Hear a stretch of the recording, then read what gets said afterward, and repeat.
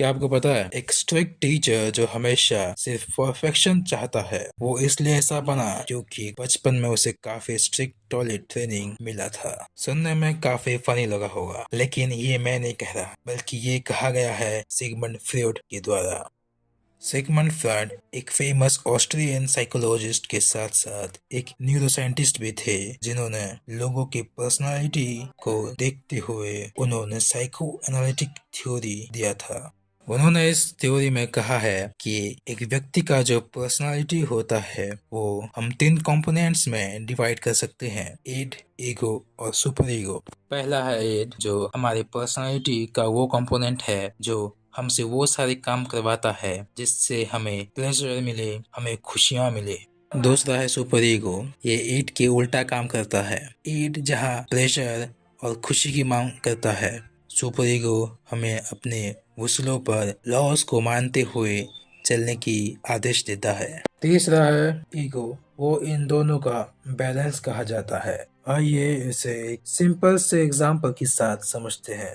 अगर आपके पापा आपके लिए एक केक लाए हो तो जो ईट कंपोनेंट होगा आपको बोलेगा कि इस केक को खुद खा लेते हैं, मगर जो सुपर ईगो वाला कंपोनेंट होगा वो आपसे बोलेगा कि इस केक को खुद मत खाओ बल्कि अपने भाई बहन को दो, तुम अपने बड़े भाई होने का फर्ज निभाओ। लेकिन जो ईगो वाला कंपोनेंट होगा आपसे बोलेगा कि इस केक को खुद भी खाओ और अपने भाई बहन में भी बांटो ताकि तुम्हें भी खुशियाँ मिले और तुम्हारे भाई और बहन को भी खुशियाँ मिले। और इस तरह जो ईगो है वो बैलेंस मेंटेन रखता है। लेकिन उस टीचर और टॉयलेट वाला रिलेशन का क्या? तो आइए इसे समझते हैं।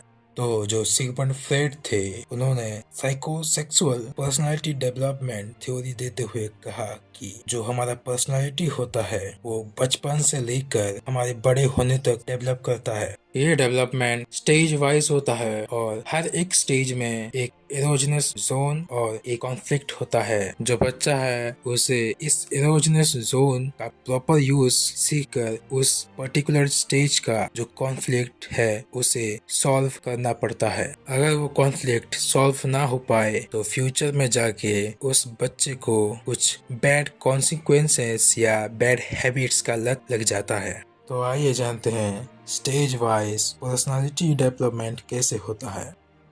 तो पहला स्टेज है ओरल स्टेज, जो इन्फेंट से लेकर 1 वर्षीय बच्चों में होता है। इस स्टेज का एरोजनस जोन माउथ होता है, जिसके प्रॉपर यूज से बच्चा ब्रेस्ट फीडिंग, बाइटिंग, सकिंग जैसे एक्टिविटीज करता है। और इस स्टेज का यही कॉन्फ्लिक्ट है कि बच्चे को दूध पीने से लेकर सॉलिड खाना खाना सीखना पड़ता है। अगर वो बच्चा इस कॉन्फ्लिक्ट को सॉल्व ना कर पाए तो फ्यूचर में जाके over eating, smoking, nail biting और डिपेंडेंसी जैसे हैबिट्स पाल लेता है।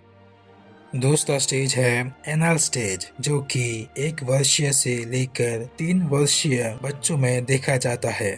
बच्चे को टॉयलेट ट्रेनिंग दिया जाता है अगर उसे अनल रिटेंटिव ट्रेनिंग मिले, यानी बच्चे को यह सिखाया जाए कि किसी भी कंडीशन में अधिकतर बच्चे को जो अपना मल है उसे कंट्रोल करके रखना है, जो अपना टॉयलेट का अर्ज है उसे कंट्रोल करके रखना है। तभी बच्चा फ्यूचर में जाके कॉन्सिक्वेंसेस जैसे over perfectionism, orderliness, excess cleanliness जैसे हैबिट्स पाल लेता है, जिसका एतराज मैंने पहली बार किया था। जो स्ट्रिक्ट टीचर है उसे सब कुछ परफेक्ट चाहिए क्योंकि उसे एनल रिटेंटिव ट्रेनिंग मिला हुआ होता है बचपन में। दूसरी तरफ अगर बच्चे को एनल एक्सपल्सिव ट्रेनिंग दिया जाए तो जो बच्चा है फ्यूचर में जाके केयरलेसनेस, डिस्ट्रक्टिवनेस, मैसीनेस जैसे स्वभाव अपना लेता है। पर अगर बच्चे को दोनों का अच्छा ज्ञान दिया जाए तो बच्चा फ्यूचर में जाके एक कॉन्फिडेंट, सेल्फ डिपेंडेंट और पेशेंट रखने वाला इंडिविजुअल बनेगा। नेक्स्ट स्टेज जो है उसे फैलिक स्टेज कहते हैं। ये 3 से लेकर 6 वर्षीय बच्चों में देखा जाता है। जेनाइटल्स इस स्टेज का एरोजेनस जोन होता है। इसमें बच्चा अपने आप को पहचानता है और इस स्टेज का कॉन्फ्लिक्ट ये है कि लड़का के केस में बच्चा जो होता है वो अपने पिता को अपना कॉम्पिटिटर समझता है और माँ को जीतने की कोशिश करता है, जिसे हम ओडिपस कॉम्प्लेक्स कहते हैं। और लड़कियों के केस में बच्ची अपनी माँ के साथ राइवलरी करता है अपने पापा के लिए, जिसे हम इलेक्ट्रा कॉम्प्लेक्स कहते हैं। सब ठीक जाए तो जो बच्चा है अपना लिंग पहचानता है और अपने लिंग समान पेरेंट के जैसा बनने की कोशिश करता है, जैसे लड़का अपने पिता की तरह बनने की कोशिश करता है और जो पिता का दायित्व है उसे निभाने के लिए खुद कोशिश करता है।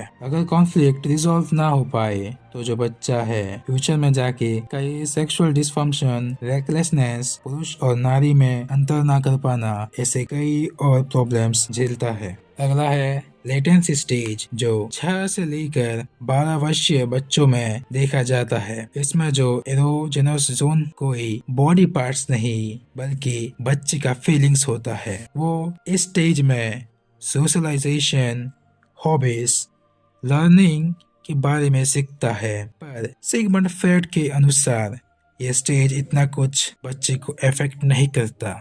जेनाइटल स्टेज, जो कि 5वीं और आखिरी स्टेज है, ये 12 वर्ष से लेकर बड़ों में देखा जाता है। यहाँ फिर से जेनाइटल्स इस स्टेज का एरोजेनस जोन होता है।